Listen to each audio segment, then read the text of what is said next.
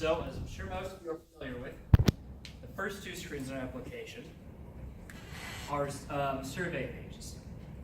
The user, when the patient comes into the operating room, this app is designed to ease the process for doctors, nurses, whoever's performing a master transfusion event, which, by the way, if you don't know, master transfusion event is what happens when a patient comes in dire need of blood.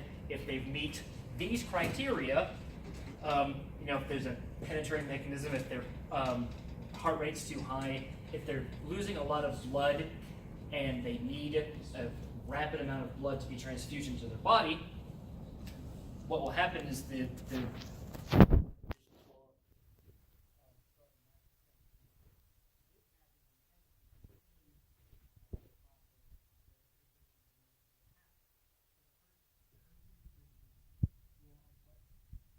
use to determine what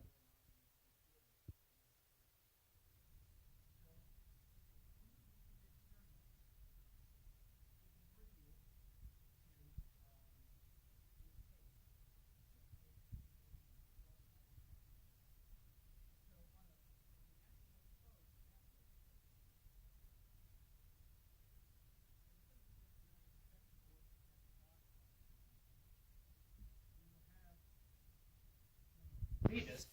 We'll have a nice camera with a viewfinder showing you where you're looking at. And the blood bags will have nice fancy QR codes on them. Now, the people at the nurses, the physicians, will be able to come over, scan the QR codes, which will then iterate the values seen on the page. Now, in addition to these three main types, red blood cells, plasma, and platelets, there's also a set of what are called adjuncts. These are calcium, TXA, fibromin,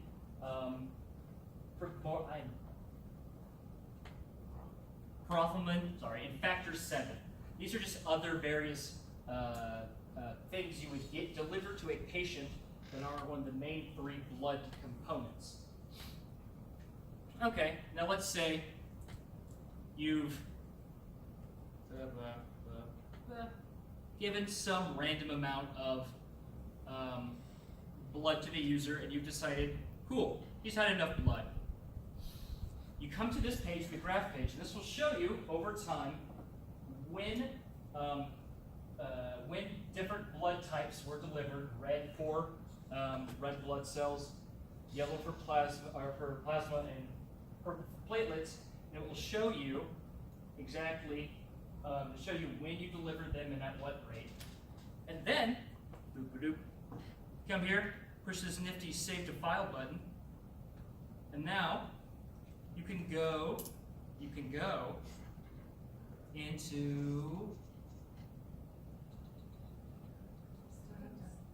where? Settings. It's different on the physical device. Then to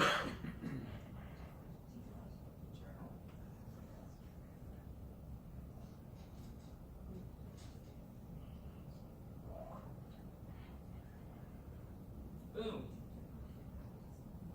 We have here a whole ton, just a whole ton of different events we've had. And here you can see, once it loads, boom. Here, this is not the right one.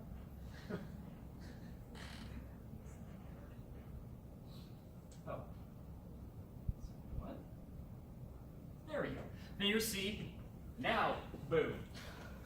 The actual mass transfusion event we just had, where you can see up in here, Wednesday, May 2nd at 17, so 5:51, 37 seconds, 2018, and the different components of blood administered, and no adjuncts.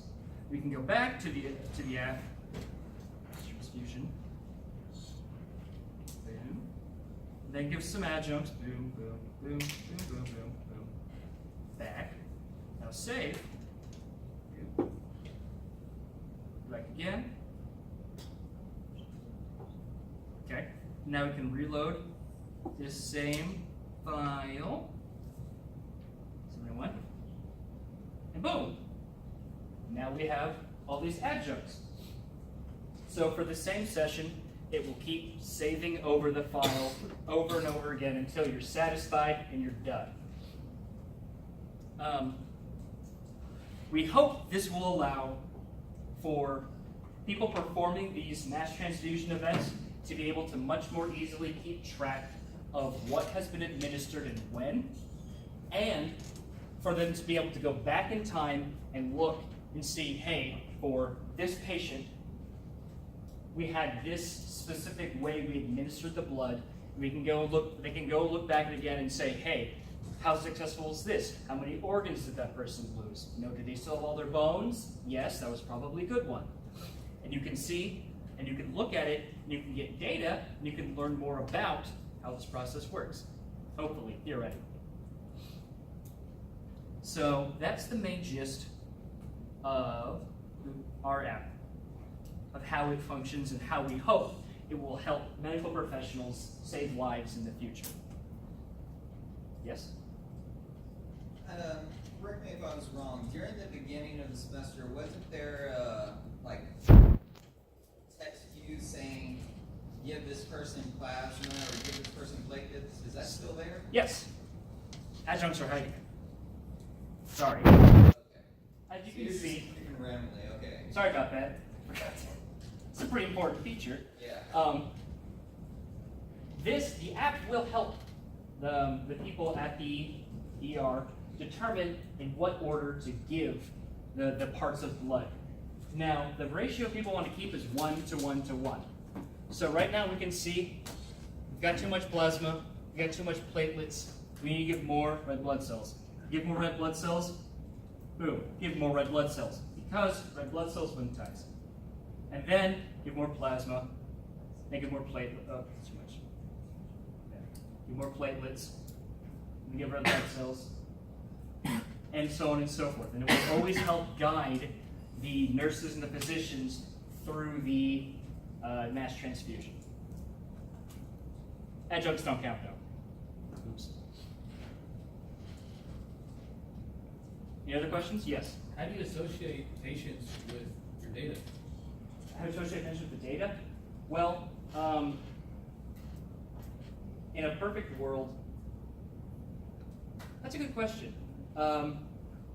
My sponsors are right here. I don't want to say anything too out of the realm of reality, but for right now, I felt pretty good for the semester-long project. I felt pretty comfortable with it just having to saving as a user.txt at the end. I know there's a lot of issues with HIPAA about saving people's names, saving people's personal information, especially since this data on this tablet, none of this is encrypted, right?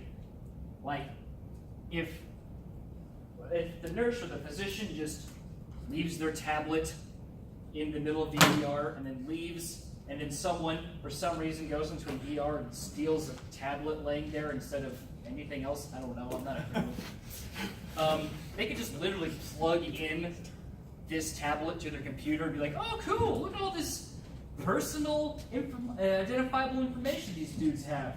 That sure is neat. That's probably highly illegal and probably maybe irresponsible. I don't know. I'm not a doctor. But what I do know is that there's a system that exists now within the app where it does save with each session with a unique ID.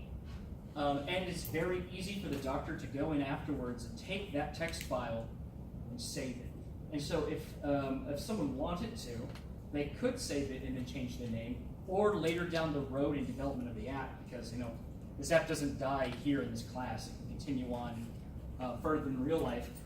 Further down the road, it would not be difficult. There's just like one line of code to change in the app to change it from find largest user number, then add 1, and then save it as that.text to save it as something else.text. So the keys are definitely there for in the future if you want to save it as something different. But for right now, I felt pretty comfortable with this. Any other questions? Actually, I want to ask, sponsors whether you are satisfied with this app that Team Good created. This meets the major requirements that we listed originally. Okay. So some of the things that are important for clinical users is helping keep track of the different components and prompting what should be given next. And then being able to record when extra adjuncts are given. They actually added something that we didn't have in the original requirements, which was the second type of scoring. So there's two different, what he has is surveys. So some physicians might prefer different sets of scores in order to determine when to start a massive transfusion or not. So this is extra work that the team did Okay. from the beginning. Yeah, we added that in the middle of the semester. So, Okay. thank you very much. Yep. Thank you guys. Okay. Thank you. Just guys, just one more question. Sure. The adjuncts. Is there a way that you can check what? I mean, what's the content that you? I mean, how many times you pressed? It doesn't show anything. It doesn't show anything until Right. you go to the text file. Uh-huh. In the text file, it does show you your adjuncts, just the same as it shows you your parts of blood. We were considering putting it on the graph, but then it made the graph look more like spaghetti than a graph, and so it kind of had readability concerns. And we were looking at maybe including something here, but there's not, unless we just wiped all this data out and then fit 5 points where there were 3 previously, there wasn't really a whole lot of real estate we had to work with. And plus, we thought it was nice to be able to have the blood components and the adjuncts at your fingertips at once instead of having to switch between either or. So, yeah, you are correct. Right now, within the app itself, there isn't a way to view adjuncts, but adjuncts are stored in the same exact way that the parts of blood are. So it's another feature that if someone really felt down the road it needs to be implemented, it's a feature that could be very easily implemented. You have to just go into the code, find the code that renders these 3 things, and then just change them from get PVRC, get plasma, get platelets to get calcium, get THC, get factor 7, and the other things. And that'd be a quick fix for someone to do down the road. Thank you. That will be all.